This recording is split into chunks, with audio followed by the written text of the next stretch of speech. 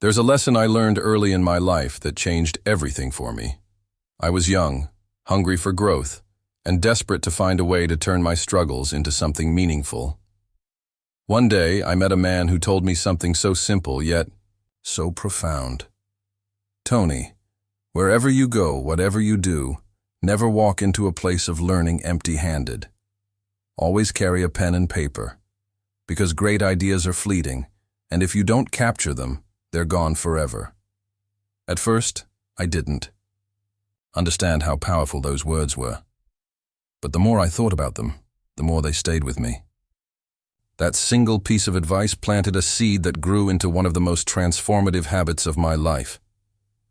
From that day forward, I began keeping journals. And let me tell you, that one practice has shaped who I am today.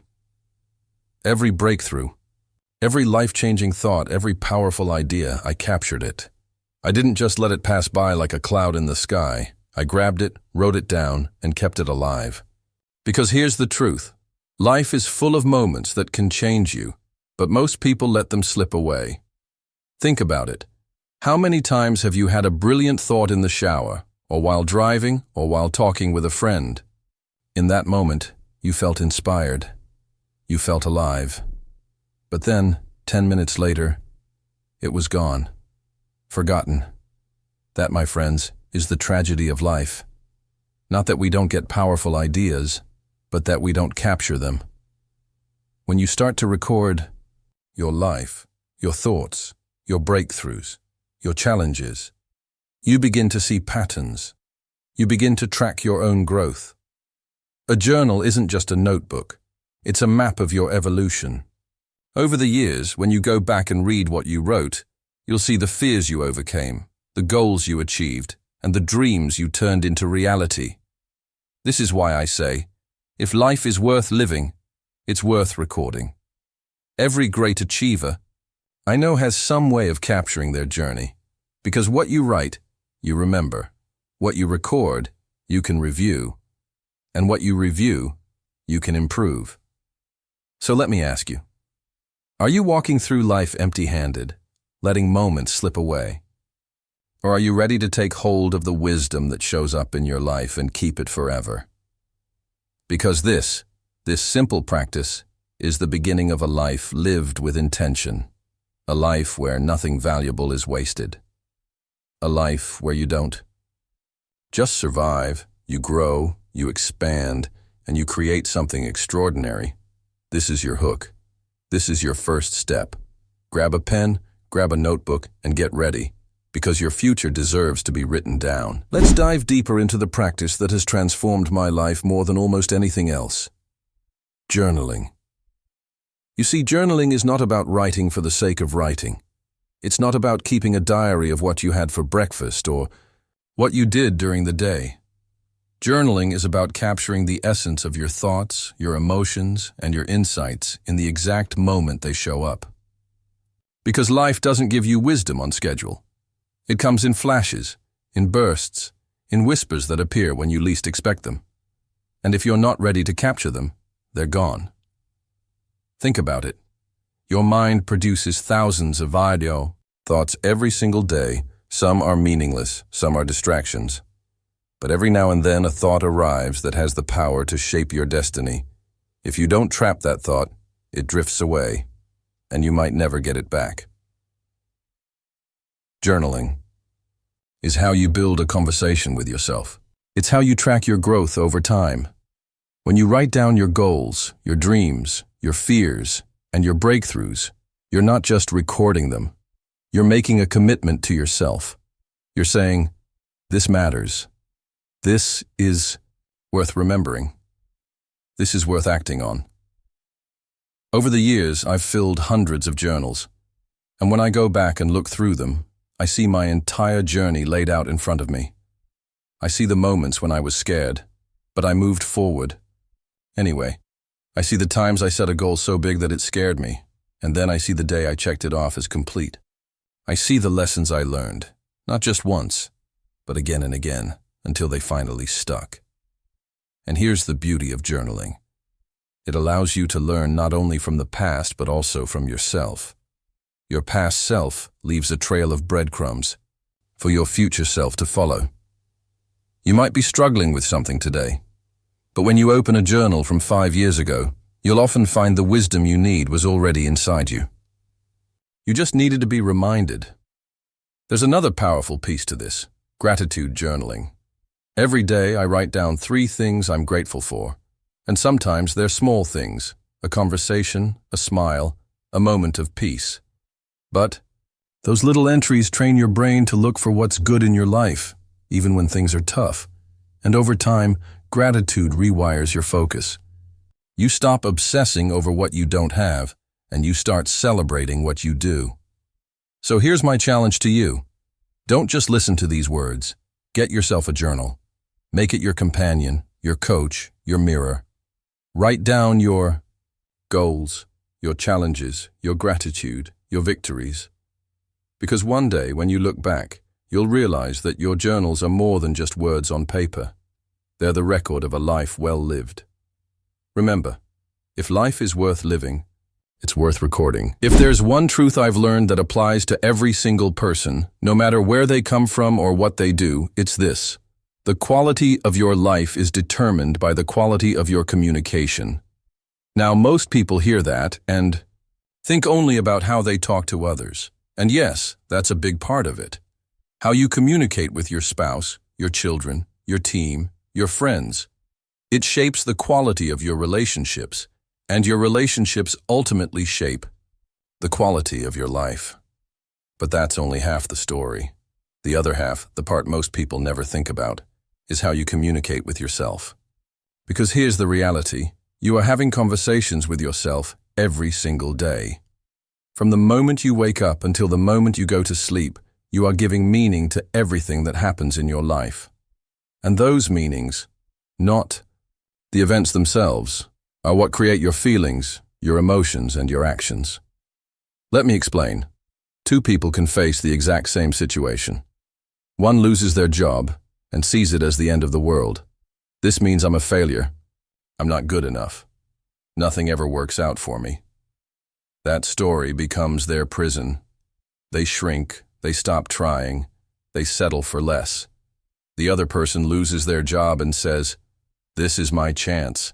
This is life pushing me to grow, to reinvent myself, to finally go after what I was meant to do." Same event, 2 completely different lives, all because of the meaning they gave it.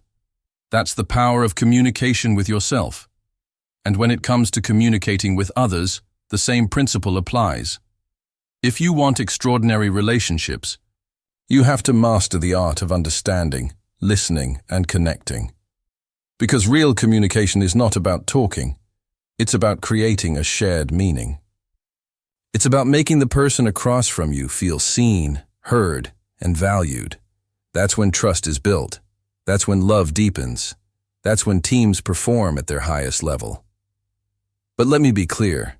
Communication is not just words. It's your tone, your body language, your facial expressions, your energy. In fact, studies show that words make up a small fraction of communication.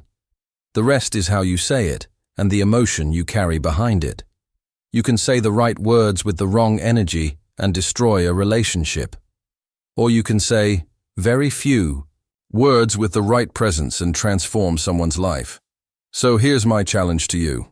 Start paying attention to the way you communicate, not just with others, but with yourself. When something happens, notice the story you tell yourself about it.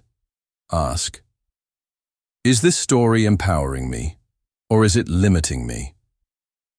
If it's limiting, change the meaning.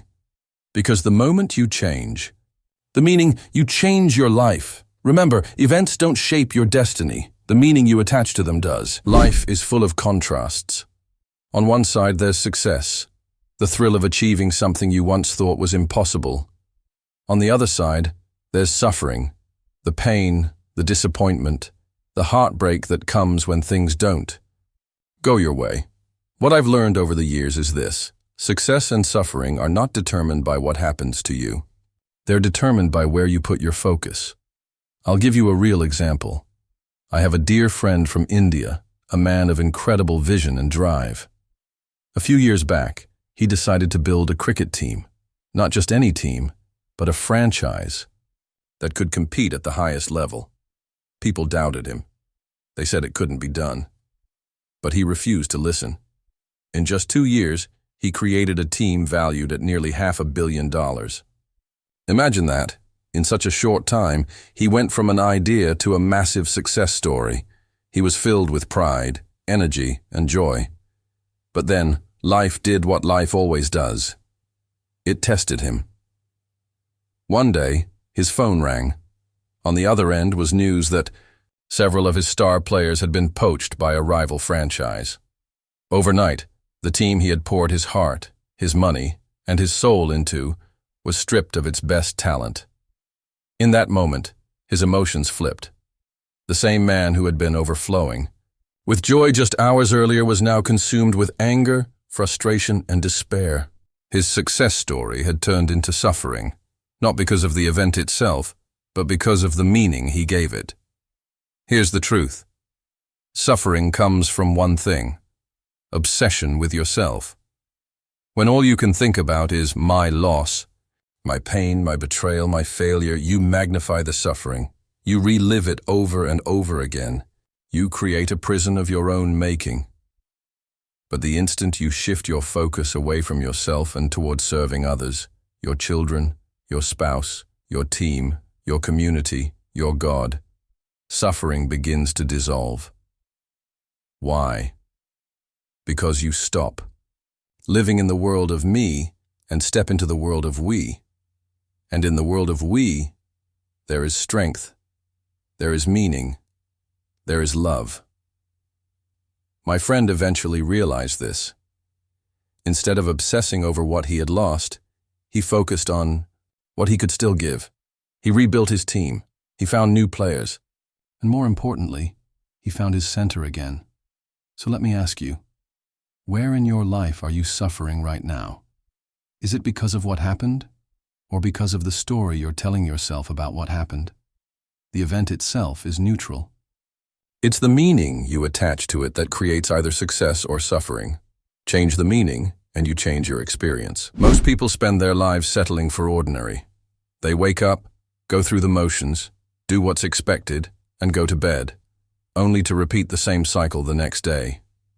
And after years of this routine, they look back and wonder why they feel unfulfilled. The reason is simple: we were not designed for ordinary. We were designed for extraordinary. Now let's be clear. Ordinary isn't bad. Ordinary is safe. Ordinary keeps you alive. But survival is not the same as living. Your brain is wired for survival. It's constantly scanning the environment, looking for danger, trying to keep you safe. And that's important. But if you only listen to the voice of survival, you'll never know what it means to truly live. Think about it. Your brain says, stay in your comfort zone. Don't take risks. Don't step into the unknown. Why? Because the unknown feels dangerous. But your soul, your spirit, is whispering something else.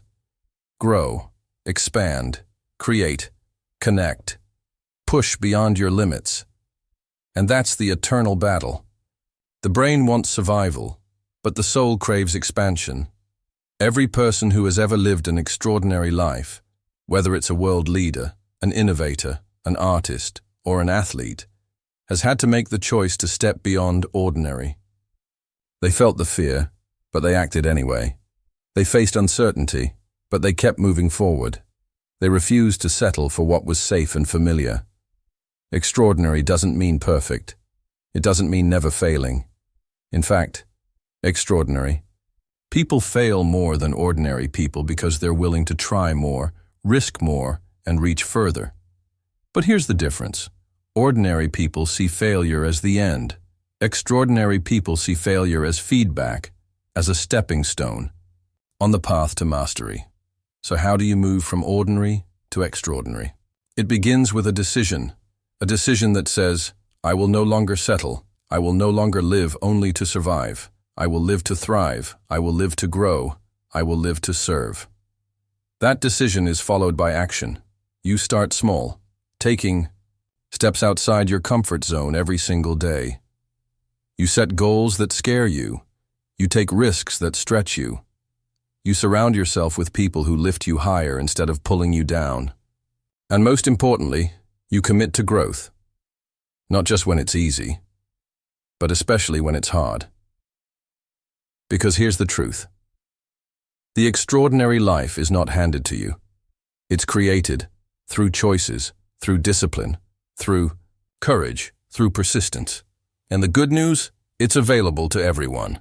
Ordinary or extraordinary is not about your background, your education, or your circumstances. It's about your standards. It's about what you demand of yourself. So I'll leave you with this question. Are you willing to live an ordinary life of safety and survival? Or will you choose to step into the extraordinary, to live fully, to grow endlessly, and to create a life that inspires not just you, but everyone around you? The choice is yours, and it starts today. One of the greatest shifts you can ever make in your life is in your expectations. Because here's the truth. You don't get what you want. You don't even get what you deserve. You get what you expect. Expectation is powerful. It shapes the way you see the world, the way you act, and ultimately the results you create. If you expect little, you'll get little. If you expect struggle, you'll find struggle. But if you expect abundance, if you expect growth, if you expect miracles, you'll begin to attract them.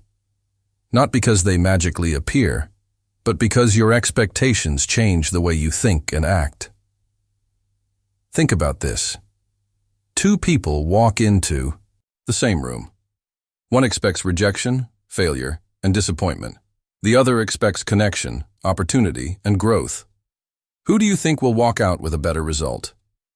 It's the same room, the same people, the same circumstances, but the person who expected more will see more, feel more, and act with more confidence. That expectation becomes a self-fulfilling prophecy. Now, don't confuse expecting miracles with sitting back and waiting for life to hand you everything.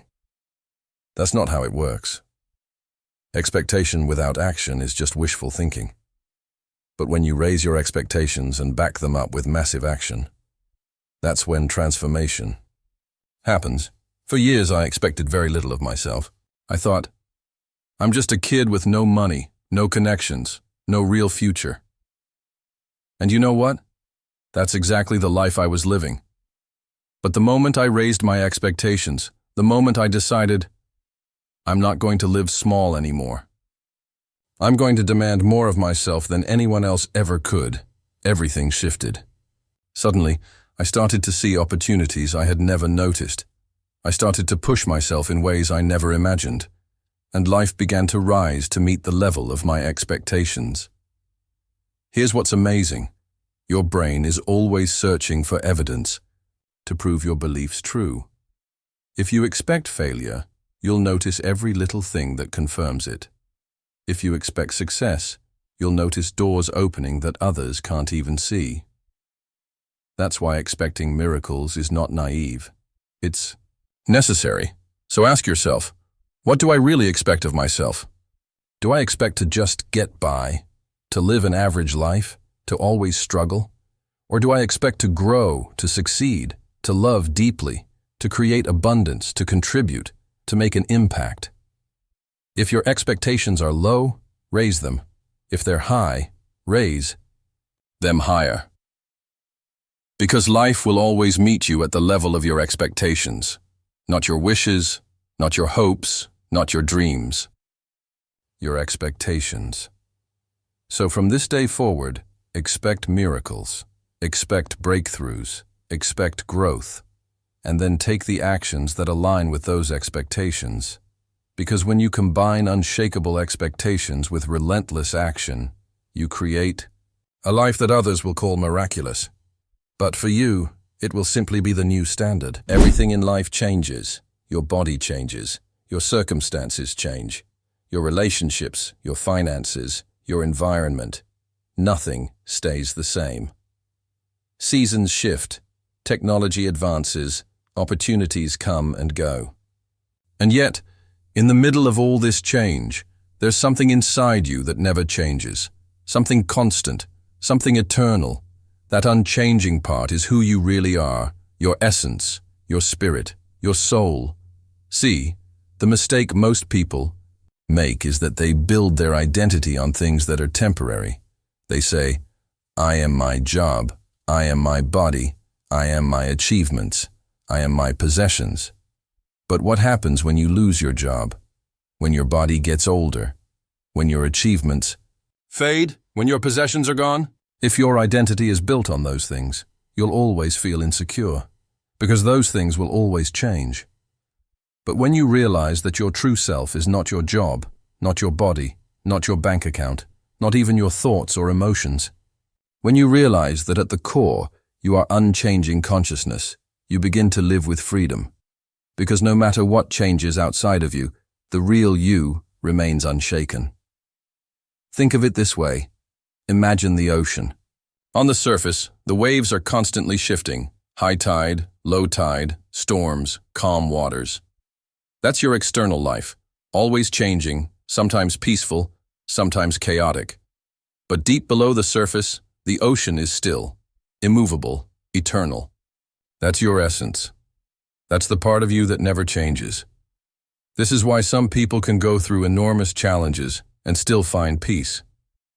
Because they don't identify only with the surface, the job loss, the divorce, the failure. They identify with something deeper. They know, this event may shake the waves, but it cannot touch who I truly am. And here's the beautiful part. When you live from that awareness, you stop fearing change. You stop clinging to the past. You stop obsessing over the future. Because you know, no matter what happens, who you really are cannot be taken away. This doesn't mean you sit back and do nothing. No. You still set goals. You still take action. You still strive to create and contribute. But you do it from a place of peace rather than desperation. You're no longer trying to prove your worth through achievements or possessions. You're simply expressing the truth of who you already are. So let me ask you, what are you building your identity on right now? Is it something temporary, your career, your looks, your status? Or is it something eternal? Because the moment you connect to the part of yourself that never changes, life takes on a new quality. You feel grounded, centered, unshakable. You realize that no matter what storms may come, no matter what circumstances may shift, you are more than the waves. You are the ocean, and that realization will change everything. At the core of every human being lies a deep need, the need to feel loved and to give love. But here's the challenge. Most people spend their entire lives searching for love outside themselves, when the truth is, it begins within. If you cannot love yourself, no amount of love from the outside will ever feel like enough. For years, I met people who were successful by every external measure, wealth, fame, power, and yet, inside, they were suffering. Why? Because they didn't believe they were enough. They carried guilt from the past, shame from mistakes, or simply the belief that they weren't worthy of love. And as long as you're at war with yourself, you will never experience true peace. The first step is radical self-love. And let me be clear, self-love is not arrogance, it's not ego, and it's not about thinking you're better than anyone else. True self-love is acceptance. It's looking at yourself, your flaws, your scars, your past, and saying, I am still worthy. I am still enough. I still deserve love. When you make that shift, something extraordinary happens. The constant inner criticism begins to fade. You stop beating yourself up for every mistake. Instead of seeing problems everywhere, you begin to see possibilities. Because the energy of love is expansive. It doesn't shrink you, it empowers you. And love, when combined with gratitude, becomes unstoppable. Gratitude is the practice of training your mind to focus on what's good, what's beautiful, what's working, even in the middle of challenges. Gratitude is not about ignoring problems. It's about refusing to let problems steal your perspective. Every morning, I start my day with gratitude. I ask myself, what can I appreciate right now? What blessing do I already have that I've been taking for granted? Sometimes it's something simple, the warmth of the sun, the laughter of a loved one, the gift of being alive.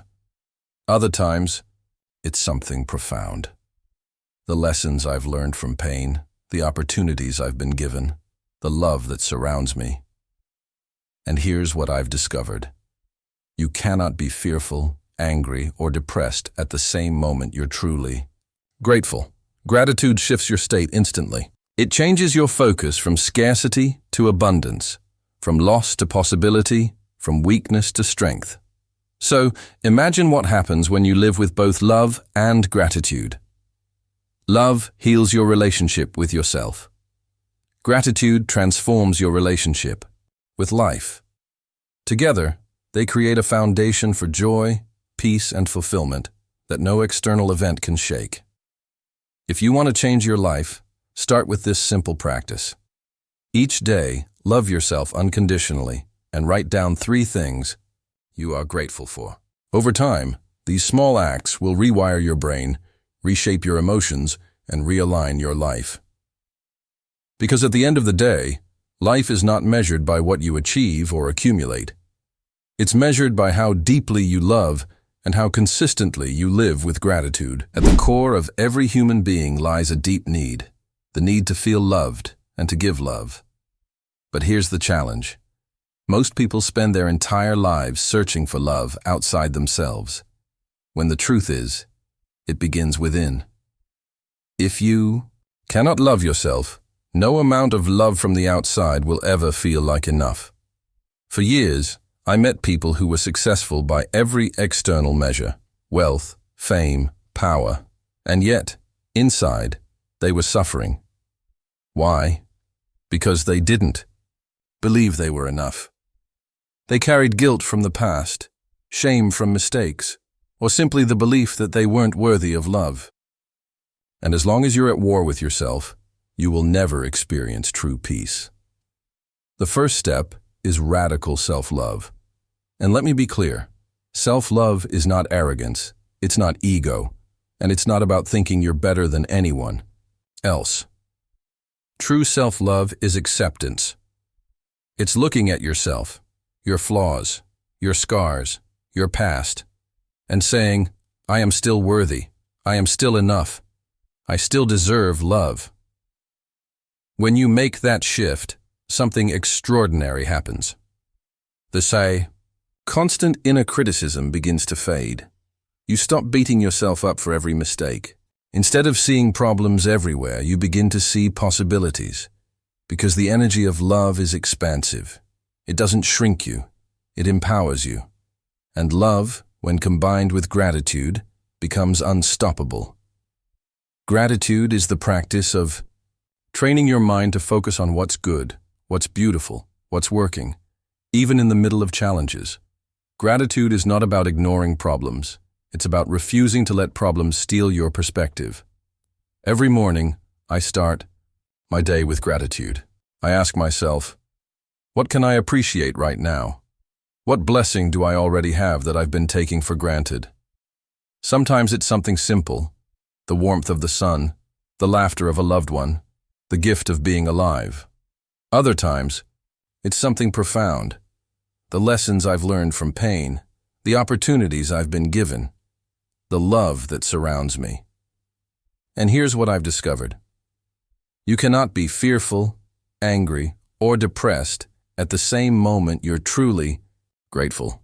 Gratitude shifts your state instantly. It changes your focus from scarcity to abundance, from loss to possibility, from weakness to strength.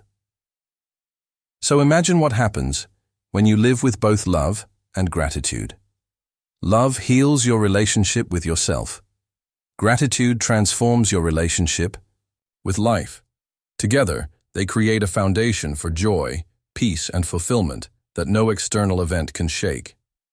If you want to change your life, start with this simple practice.